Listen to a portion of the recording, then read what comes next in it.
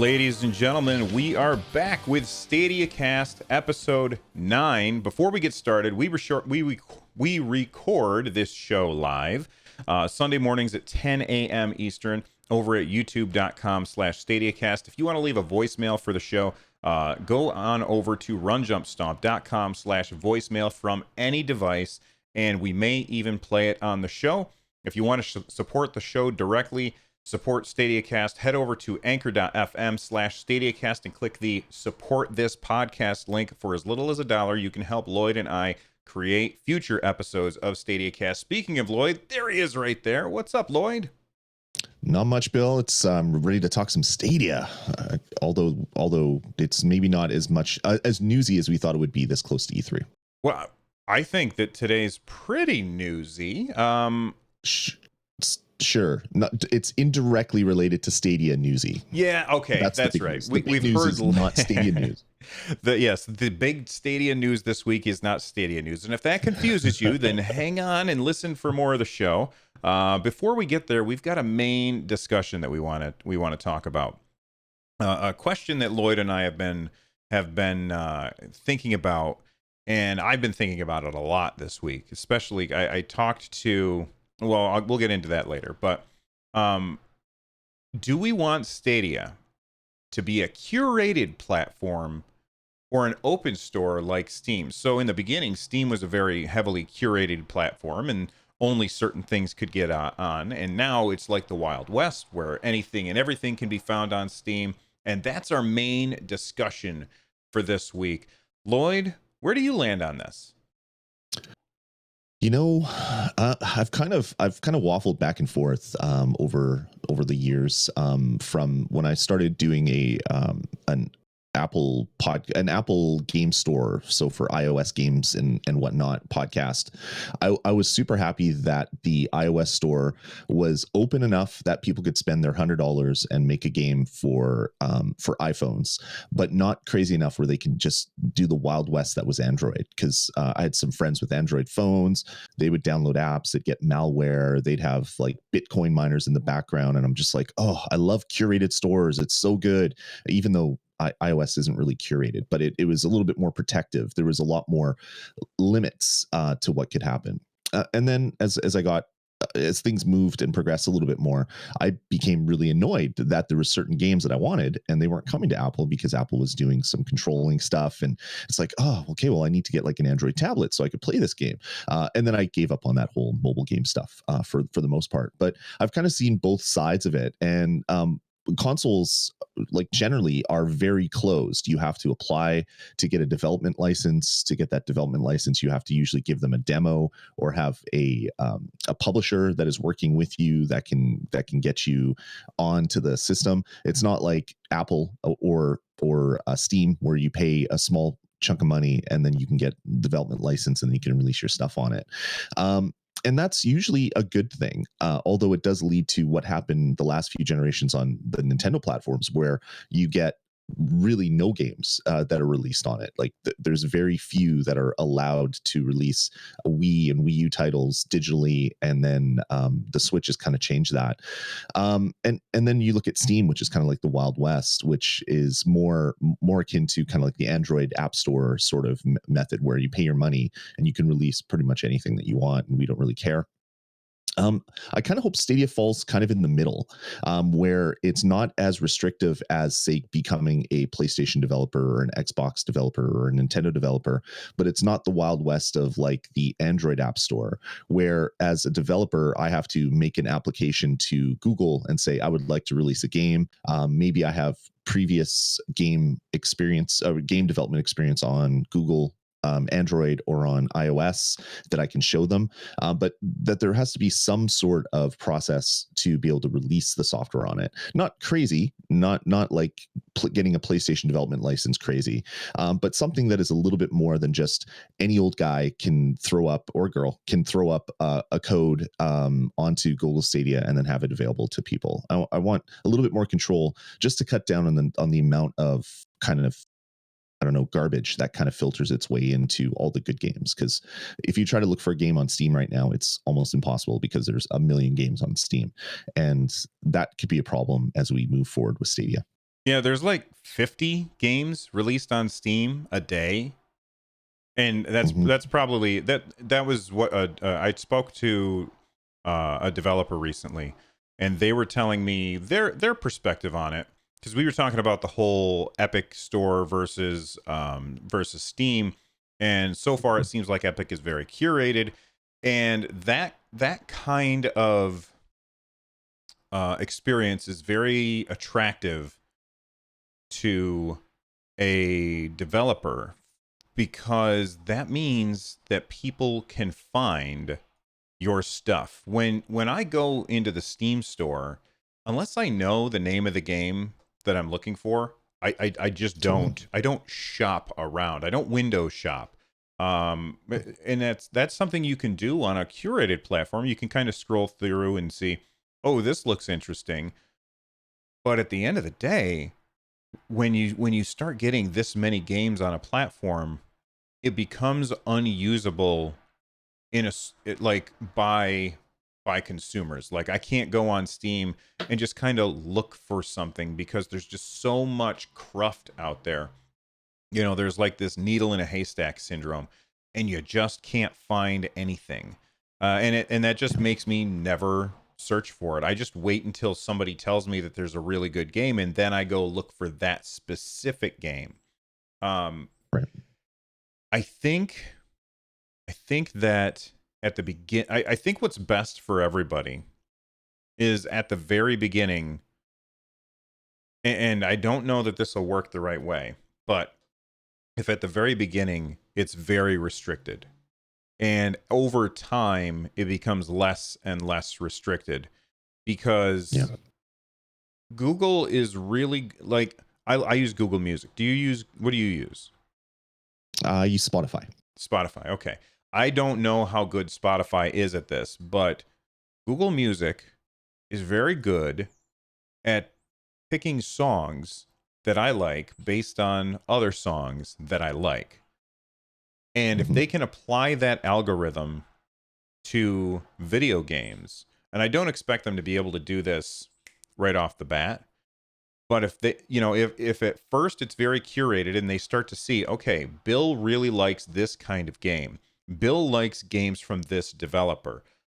Bill really likes games that use a controller, doesn't really care for mouse and keyboard stuff very much. And if they can start taking all of those little clues with their AI, which is where Google focuses, is on AI.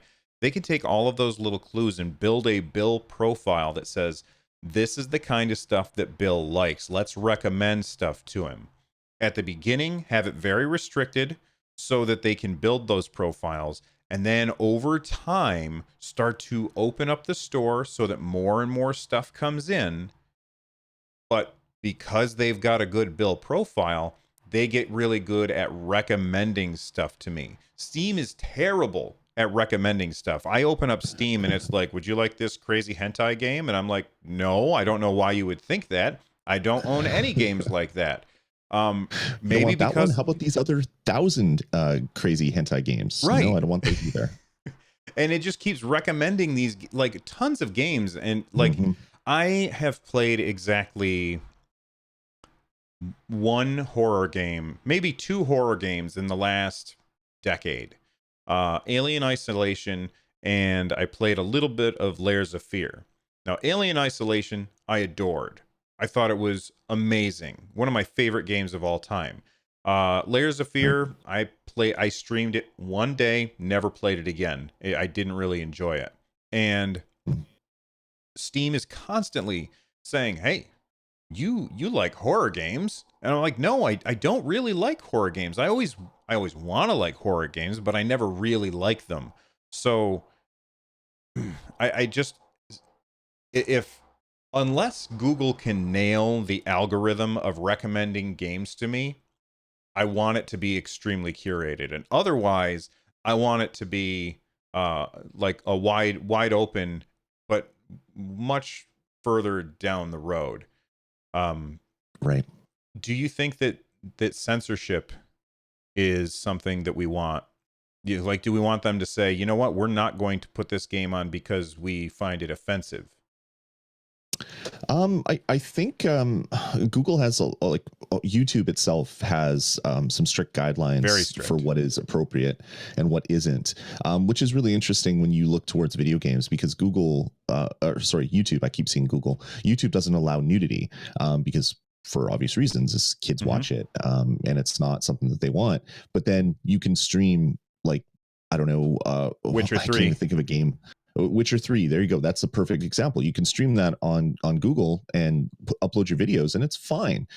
So it's going to be really interesting to see how they do it. I think they want to be censored in such a way where you don't want hate speech. You don't want any of the crazy Steam things where it's like someone has shoots up a school and then there's the school shooting simulators that appear like Hmm. 2 weeks later on Steam and it happens every time and it's disgusting. You don't want that garbage on Stadia. But you also don't want to other than those crazy things, you don't want to impact sort of the developers and the writers' vision by saying, well, no, you can't have this, you can't have that.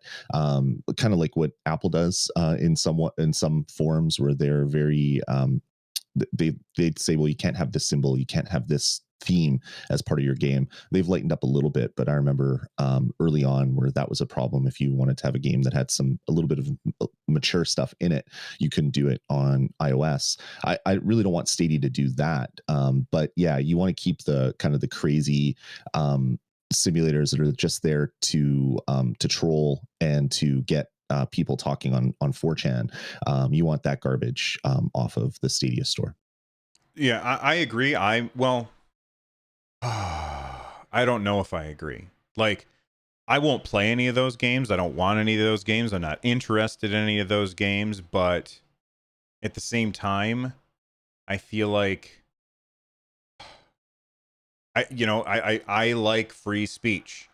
I like Mm-hmm. I like free speech enough that I will defend what you have to say, even if I hate what you're saying. You know what I mean? Right. So if I think you're a Yep. complete heel and I don't want to hear what you have to say, I still think you should be allowed to say it. And video games are a form of art, and art can be construed as free speech. So God, I don't know where I land on this. It's like Yeah. it's Sophie's choice. Like I can't make that decision, and I feel like I shouldn't be able to make that decision for somebody else too. Sure. It's I feel the exact same way as you. I'm a free speech guy as well. I'm not American, but I'm Canadian, and we do have free speech up here as well. But free speech doesn't mean free from consequences as well. Like if you stand in the middle of a mall and you start yelling out like racist terms, you're going to be asked to leave that mall, and it'll be the same thing like Google Stadia. You're in the Stadia mall, so let's take the most egregious and crazy stuff and just get rid of it because people don't need to see that. Sure, you have the right to say it. Go say it in your own basement. Do that stuff, but it doesn't need to be made available for the young kids to glom onto and then become the idiots on message boards that spout that kind of hate garbage. And that's how I feel personally. But I know there's a lot of people that are more no, free speech trumps all, and I get that as well. I get that that mentality as well, 100%. And actually, I feel like I more agree with you on this.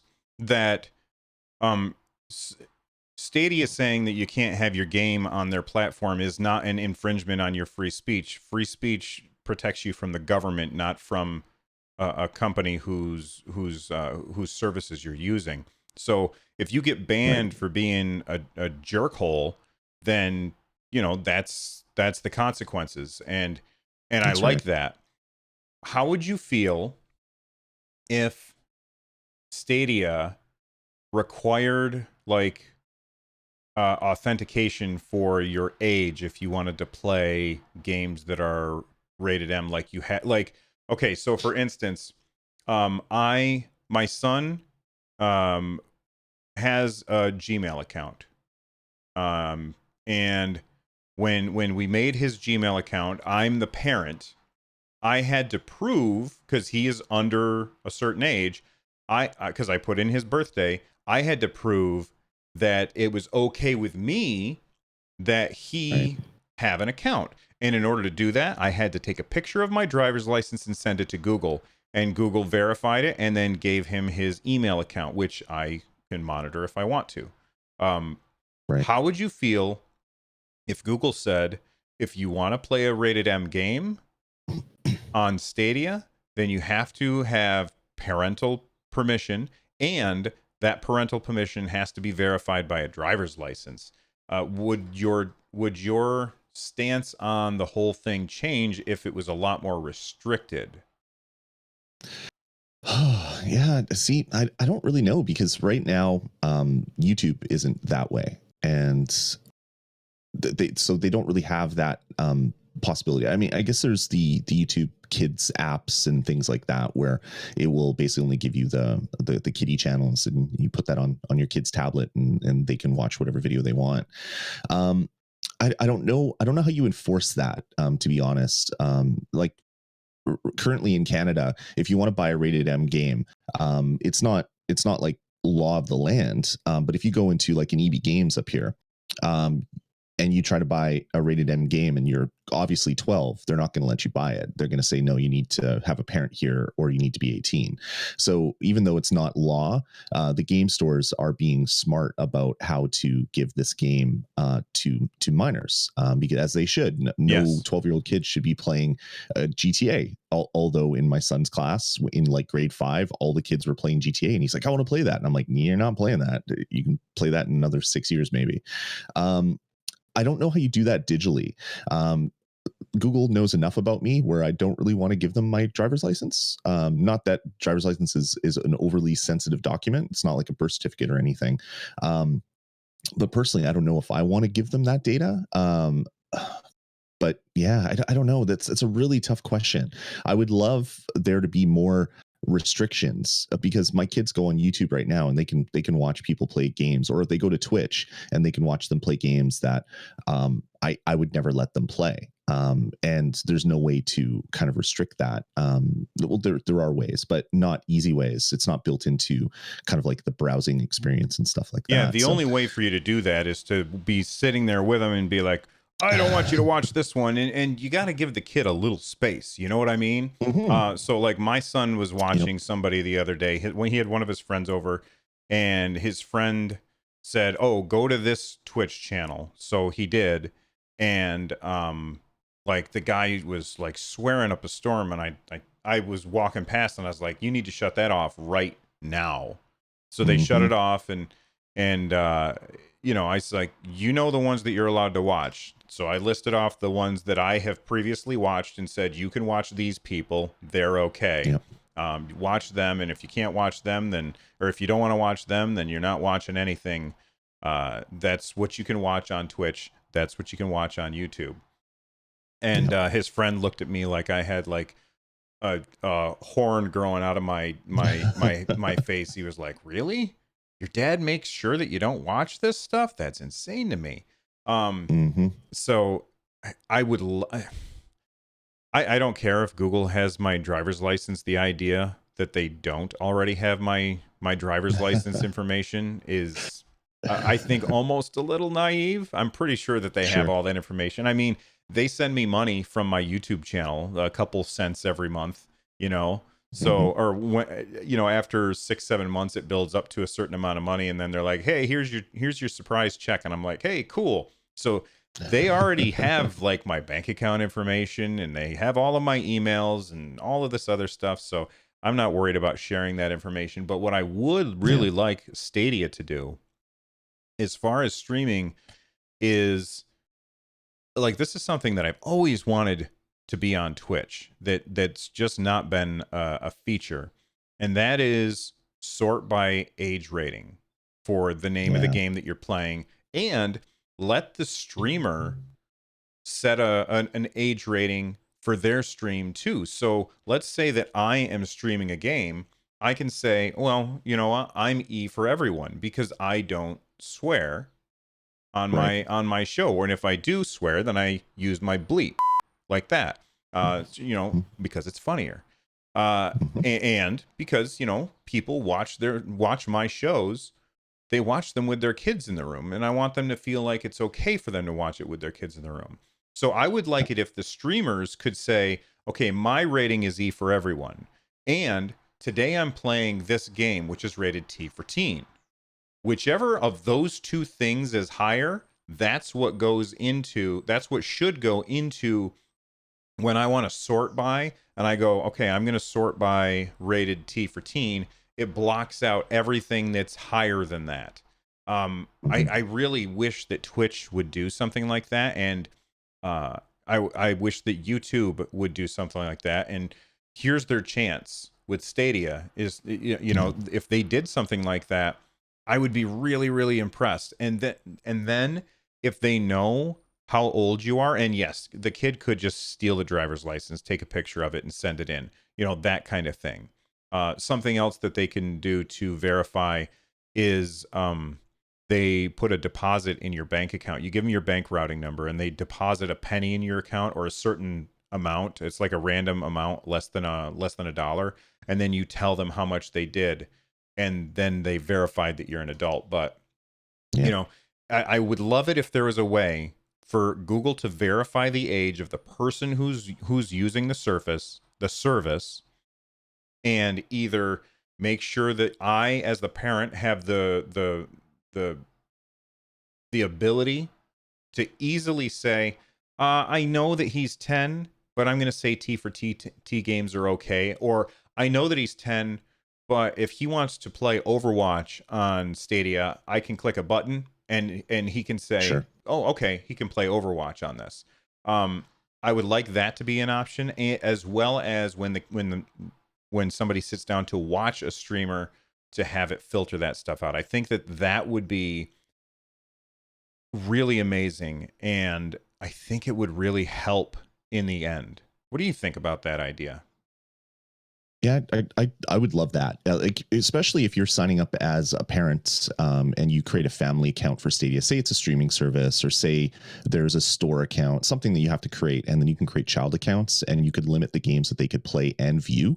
That would be fantastic, from a parent, because I'm the same as you. I control the YouTube channels that my kids have access to. So, I'll every once in a while, my son will be watching a YouTube channel, and I'll be like, "Who is that?" And he's like, "Oh, it's this one." I'm like, we didn't watch that together. So we sit down and watch a video together. But he's into Minecraft. So he watches a lot of Minecraft, like Redstone tutorial videos. So some of them link to other ones. And he knows if there's a lot of like F-bombs being dropped, that's when you kind of like you walk away. You don't watch that garbage. And he's okay with that. But if I could just set it from a menu saying, my son can play games up to T, or up to whatever the other I can't even remember the ratings, which is terrible as a parent. But whatever the rating is before M, say No, it's T. send T is before M. it's just T and then M. There's nothing in the middle. I can't Well, I remember. think in the PEGI system they have a more granular That's right. structure, but in the ESRB system it's not as granular. Sure. Yeah. So maybe if they had a Peggy like system, even where I could have a little bit more control over that, or even just you can play any game T and below. And then if you play something else, I get a little pop up on my phone saying, your son is trying to play blah. Do you allow that? And you hit yes or no. Something like that would be great. Because so many parents that I talk to, they don't know what their kids play. And they basically just buy their kids PSN funds and say, here, go buy a game or whatever. And then you find out that they're playing like the latest murder simulator, and it's like, did you know that there's gunplay and there's like graphic violence? They're like, no, I didn't know that. He doesn't play games when I'm around. And then they go look and they're like, oh my god, this kid's playing this and this. Having a little bit more control over that would just be good for parents everywhere. Of course, kids watching this are really angry at me right now, but I like to Unsubscribe. Yeah, exactly. But I'm actually very liberal with what I allow my kids to play. Like they were playing, I played Halo with my son, together with him co-op when he was like 8 or something, whatever age it was when the Xbox One came out, and 7 maybe. And I mean, I'm okay with stuff like that, but then there is some topics which I don't want him to have access to. So be able to have a little bit more control would be a very good thing. I totally agree. And to be clear, I don't restrict my son solely based on the rating of the game.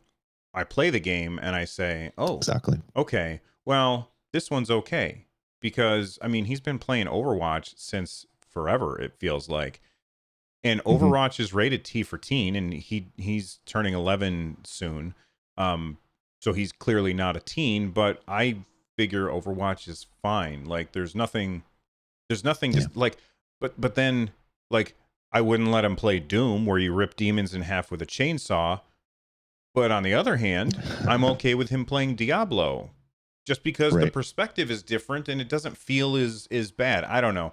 I just like to be able to have that freedom of choice, but also the freedom to lock things down if I want to. And Google, if you're listening, and you should be because it's a good podcast, do implement it. That's a free one from Bill and Lloyd. All right, let's take a second to thank our sponsors, and then we'll come back and talk about the news. When it comes to space games, nobody compares to Atari. Excuse me. Have you compared them to Intellivision? Intellivision? Sure, they've got great space games, like Intellivision Space Battle. I didn't know. Well, this is something that I didn't know. Did this story surprise you? This first story about Microsoft and Sony? I actually thought it was April Fool's and I missed it somehow. And it was just an old story from April Fool's because this is cats and dogs living together, the bizarro worlds. I just don't understand what is going on here. Why don't you tell everybody what the tell everybody the non-April Fool's joke? Well, all of a sudden I was reading Twitter and a tweet from Microsoft came up, and it has a Sony exec and a Microsoft exec smiling and shaking hands. And the tweet says, "We're collaborating with Sony to explore new cloud solutions for gaming and content streaming. Read more." And it links to a Microsoft news article. And I'm like, what? These are the two biggest competitors. I understand Microsoft working with Nintendo because Microsoft doesn't have a portable game system. So it's like, hey, let's give the portable, let's give some of our games to the portable, and we don't have to develop a Game Boy. But for Microsoft and Sony to want to work together, it's crazy to me. But then you look at kind of what happens in the industry, and you have Sony works with Apple and works with Microsoft because they sell components for the different systems. So they are working with each other, but maybe not on like a game, like game specific working together. But yeah, this just made me shake my head and scratch it a little bit and wonder what the heck is happening, because I never thought in a million years that Microsoft and Sony would be working together on a cloud streaming service, essentially, is what they're alluding to. Yeah, I don't know what to think about it because it's crazy. There's a quote from the article. It says, under the memorandum of, I love the language that they used for this. It's ridiculous. Under the memorandum of understanding signed by the parties, the two companies will explore joint development of future cloud solutions in Microsoft Azure to support their respective games and content streaming services. In addition, the two companies will explore the use of current Microsoft Azure data center-based solutions for Sony's game and content streaming services. By working together, the companies aim to deliver more enhanced entertainment experiences for their worldwide customers. These efforts will also include building better development platforms for the content creator community. Sony and Microsoft will also explore collaboration in the areas of semiconductors and AI. Now, what this really should have read as is Sony and Microsoft saw Google's announcement and they said, "Oh, damn, we need to make sure that we're not caught flat-footed." And I know that or maybe this was planned all along. Who knows? There's no way for us to know. But Sony and Microsoft are working together. I think I saw VentureBeat post something about this. What's the not verifies this? I can't think of the word that I'm looking for, but this validates. There we go. This validates what Google Stadia is doing right now, because this is basically showing. Look, the current leaders in the industry are reacting to Google, and that seems really, really huge. Now, as far as these two companies working together, I'm more surprised that Sony is willing to do this than Microsoft. Microsoft, they're always willing to cooperate. I always feel like Microsoft puts making money ahead of winning every single time. They always do. Yeah. That's why they're willing to cooperate with Nintendo. That's why they are doing this, because they're going to be making money on the Azure stuff. So Sony might be using Microsoft's xCloud platform in order to stream their games, and we don't know if that's exactly what's happening, but let's just imagine that it is. Sony uses xCloud platform in order to stream their games to consumers, so they're on equal footing with Microsoft, and they're on equal footing with Google. And Microsoft probably makes money on that deal. And if the money that they make is enough for them to say, you know what, let's just go ahead. I don't care if PlayStation does better than Microsoft, because we're just here to make money. We don't have to win. Same reason why Microsoft approached the developers of Cuphead and said, can you port your game to the Switch and we'll publish it? Because Microsoft understands that if that game sells and Microsoft is the publisher, then Microsoft gets money. And it's not about beating Nintendo, it's about using Nintendo to make money. So this is about Microsoft using Sony to make money and to kind of tamp down on Google's clout in the industry, its upcoming clout in the industry. I think that this is really surprising, but at the same time, the thing that surprises me most is that Sony is willing to work with anybody, because they always seem to be the company that wants to win before they do anything else. Right. Yeah, it's really interesting. Like when Satya Nadella became the CEO of Microsoft, Microsoft really changed the way they do business. Like back in the day, it was like, okay, if the world runs on Microsoft Office, and if you want Office, you need a Windows PC, and we're not releasing Windows or Microsoft Office on anything else. And then there was the big deal that was signed with Apple, and it's like, okay, you can't do it anywhere else except on Apple, but their version sucks, and you want the version that's on ours anyway. But with the new CEO, that's changed. Like they want to bring the software to wherever the people are. So there's Office 365. Exchange is not limited to Windows PCs anymore. They started their Azure cloud and all of that document sharing services that they were coming out with, and the ability for people to rent server space and all this stuff. They just want money. They don't care where it comes from. And that is a better way for Microsoft to do business, instead of saying you need to have a Windows PC, it needs to have this CPU, and it needs to run this software, and that's the only way that you're going to be our customer. They're moving away from that, which is really good for their longevity. I mean, their market cap has gone up considerably since the last CEO, because, well, they're putting their software everywhere. It's like, here, yeah, buy our stuff. We're going to give you Windows. Sure, why not? We don't want to sell Windows every 3 years. We'll just update it constantly. Just a different mentality of doing it. And for them to want to work with Sony is the one step I didn't think they would do, just because they are trying to compete on the game thing.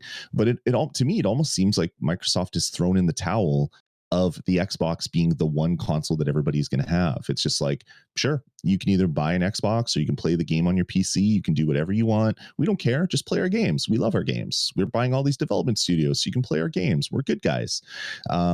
Which is a very different Microsoft, where they wanted to kill all the competition and have all the exclusives and all the stuff that was happening in the game industry be focused on Microsoft Xbox. That's why they called it Xbox One. It was the one box you needed. And I make this joke all the time.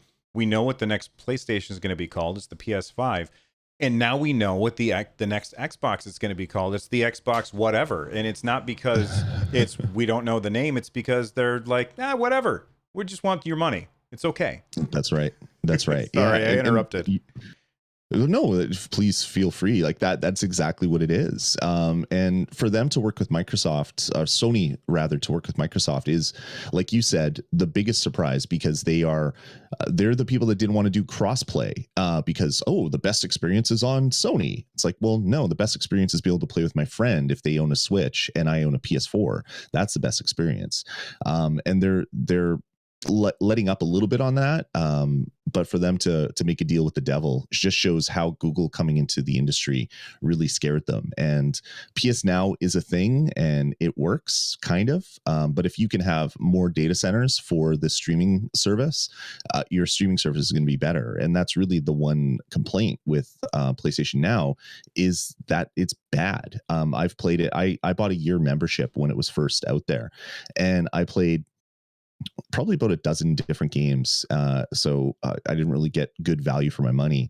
And half the time it was a experience in frustration the whole time. Like I'd be playing a Lego game with my kids and it would just stop.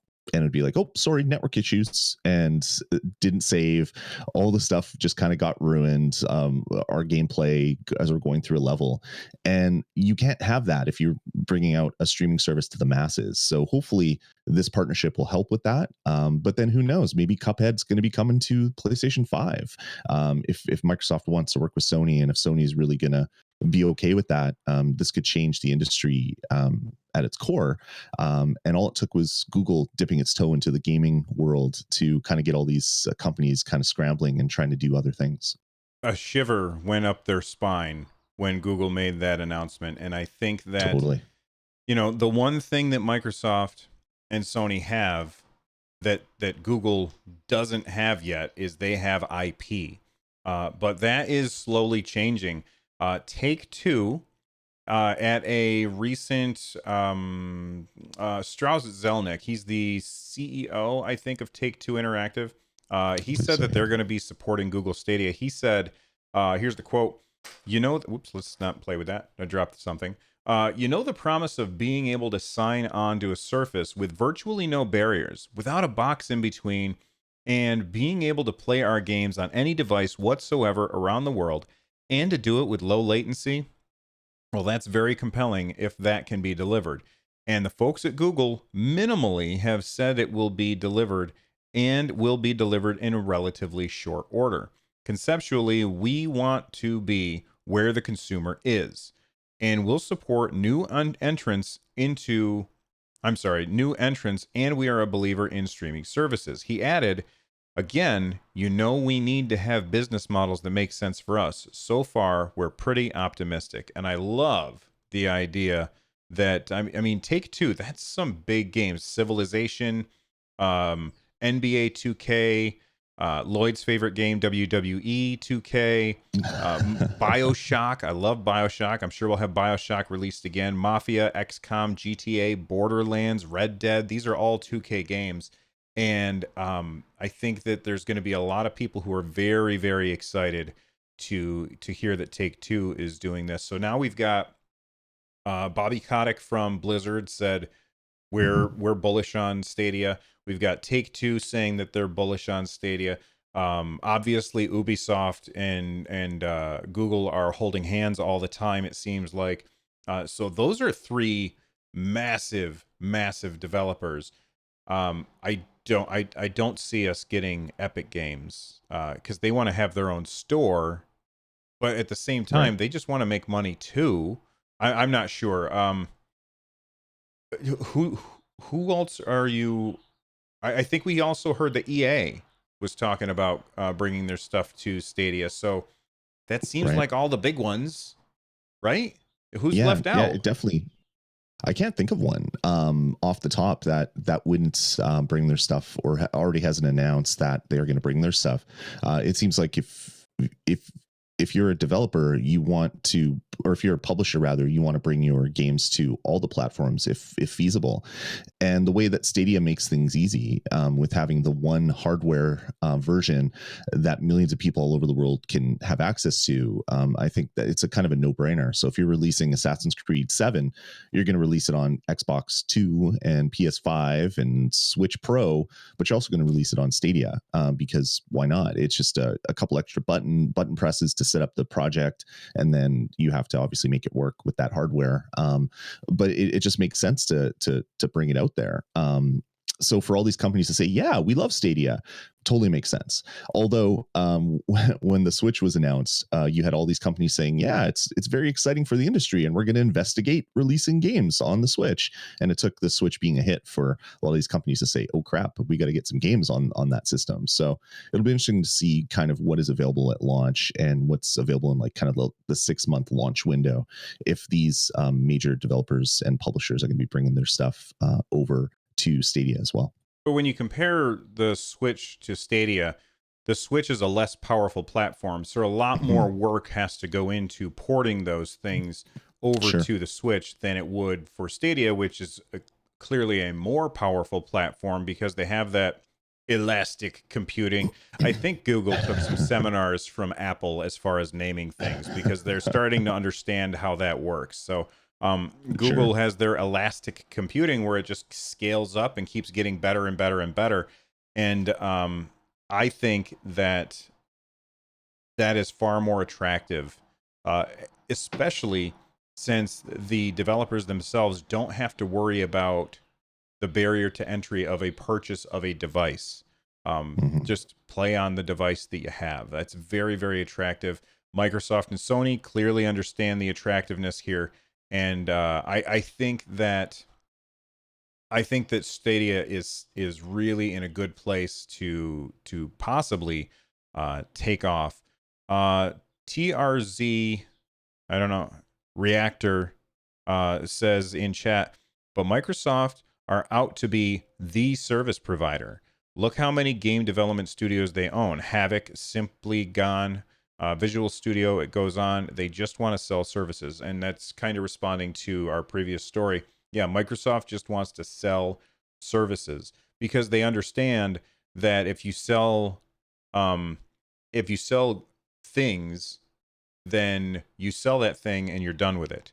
Whereas if you sell a service, that customer's continually giving you money over and over and over again. That's a much better business model for Microsoft. Thank you for that addition, TRZ Reactor.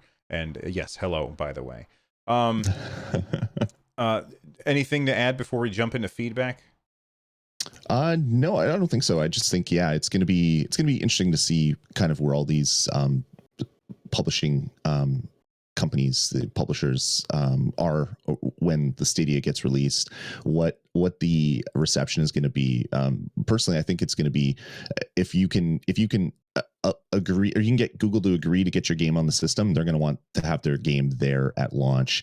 They want to be there for the initial offering of Stadia. But it'll be interesting to see. I think we're going to be surprised. Chainsaw. Speaking of chainsaws, there's a chainsaw. Yeah, oh my God. Motorcycle boy going by really fast. I'm recording today with the window open because it's beautiful out and I don't care. Sorry, guys. One last thing before we get to feedback. GTA. What year did GTA come out? Grand Theft Auto 5. Do you know? I think it was 6 years ago. I want to say 6 years ago. Something like that. Still in the top 10. Like, you go to Amazon and you get rid of all of the gift cards and controllers and you just look at the video games, still in the top 10. I checked yesterday. It was number 8 for PS4 on Amazon. I looked at Steam and it was in the top 10 of games played that yesterday on Steam. So, man, oh man, to have GTA on Stadia is a big get for Google. And for Civilization, like, can you imagine any device that you sit down at is your save for Civilization? You open it up, you play your 2-3 turns, you shut it back down, you go do whatever it is that you got to do. You're standing in line at the drugstore, you pull out your phone, you do a couple of turns on Civilization, you put that away, you get home, you do it up on your giant 4K 60-inch TV, and then you go to work, you're at your lunch, and you pull out your Chromebook, and you're doing a couple of turns on Civilization. Like, I think that we are going to lose a lot of people to Civilization everywhere when it comes to Stadia, because that just sounds like a really, really good experience. All right, let's switch over to feedback. If you want to get a hold of the show, we are at StadiaCast and use the hashtag StadiaCast, because Lloyd and I have a lot of shows and it helps us filter stuff for certain shows. Maxime, who was actually here last week when we were recording, they said, by the way, I don't know if you already know it, but it is confirmed by the agency that manages Stadia communication in France that Stadia will not be at E3 or won't have a booth, at least. Now, I looked at the when I was recording Run Jump Stomp on Friday, I was recording and we had a long discussion about all of the booths that were going to be at E3 because the official floor plans have been launched, and sure enough, Google is nowhere to be found on there. However, there were a couple of unnamed booths, but I don't think that Google needs to waste money on a booth when they can just make an announcement. Sure. You know what I mean? What do you think about Google going to E3 at all? Maybe we won't see them there at all. Yeah, I didn't think they would have a booth, just because it's not really a thing yet. But they could do kind of like what Microsoft does, where they had like the place across the street. We're going to have all these events and things like that. I could see Google doing something like that. I could see them doing one of their Nintendo Direct like videos around E3 to announce game announcements and give a better idea of what the service is going to look like. Like it's the week for gaming news. It would be a shame if they missed it, but we also thought that Google I/O would have a splash with Stadia, and that didn't happen. There was developer stuff, which you would expect at I/O, but there wasn't the big splash like, oh yeah, we're getting into game streaming. Here you go. Here's the latest and greatest running on our hardware.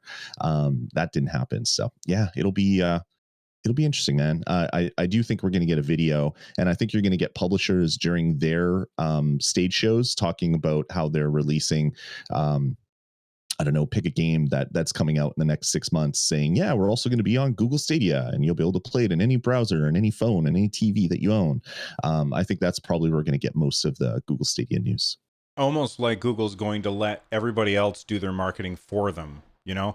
And Yeah. having a booth doesn't make a lot of sense for Google. Not only is it really expensive, I know Google's got buckets of cash, but that's money that you don't have to spend, especially because it's not a very good environment for something that is dependent on really good internet. Yes, I'm sure that they have really good internet there, but there's also a billion people there. They're all using it all at the same time, and that's just going to cause problems. And Exactly. Google doesn't want to. The experience of using it at a conference is going to be worse than the experience of using it at your house if you have a decent internet connection or a good internet connection. Because at a conference, there's just so much interference. Go ahead, Lloyd. They would be they set up a bunch of development kits is essentially what they would have to do. So you wouldn't be playing on the cloud. You'd be playing on a computer that's like 3 feet of wire away from what the screen that you're on would probably be how they would have to do that. They wouldn't be able to use Wi-Fi for the controller. Like there's just things that they wouldn't be able to show. And yeah, it doesn't make sense for them to have a booth presence because what is Stadia? It's not a box. It's not this fancy thing that you can show off. It's a service. It would be like YouTube having a booth at E3 for their YouTube gaming stuff. I think it doesn't make sense. But if they don't have a video, at least showing some of their game announcements, I'll be very, very surprised. But we also predicted the I/O stuff, so I guess I should be okay with being surprised when it comes to Google Stadia. I guarantee that they will have a video at E3 or right after E3. I guarantee it, and I'm willing to be wrong, but that's okay. Anthony Talcott sent us in 2 questions. You want to read that first one? Sure. So Anthony Talcott says, I was using Chrome Remote Desktop, and it's still very slow compared to its competitors, which is TeamViewer. So I can't help but doubt whether or not Stadia will be the smoothness we all want it to be. So he's talking about Chrome Remote Desktop being able to, I guess, I've never used that service, but that's to access a remote desktop on a PC, or is it only for Chromebooks? I'm not sure. It allows but Stadia's a little bit. If you have Chrome installed on a PC and you turn it on, and then you can be at another PC or at a Chromebook, and you can access that PC remotely. Okay. So I've never used that. I'm gonna have to look into that because that sounds exciting, actually. But yeah, this is different because this is like any sort of remote desktop. It's not the same as YouTube. So you're running a client on a PC. That client is capturing the video of your screen. It's compressing it, using your CPU to do that, and send a video feed over to another computer. A lot of times it's not sending a video feed, it's sending window directions. So it's like create a window here and then put this image in it. Like there's a lot of weird stuff that remote desktop does. It's better now than it used to be. But that is different because if you say load up YouTube on one of your machines and then load up YouTube on another machine, and if the service is different between the two, well, that's kind of the service difference you're going to get between Stadia, because it's all coming from YouTube. It's not coming from your own PC that has to use its own CPU and its own GPU to create an H.264 video feed, highly compressed, and send it off over your internet connection to your other PC. So the two aren't really the same, and because it's running on your PC, it's not running in YouTube, it's not running in Google servers. That's right. And you might have a bad upload speed. Most places, at least here in the US, and I don't know what it's like in Canada, but most places or services, when you sign up for internet, you get a higher download speed than you do upload speed. And to do Chrome Remote Desktop, which I've used it before, you have to have a good upload speed from the source computer. And if you don't have a good upload speed, then that is going to be a very poor experience. Google has a good upload speed, and your upload speed doesn't matter when it comes to Stadia.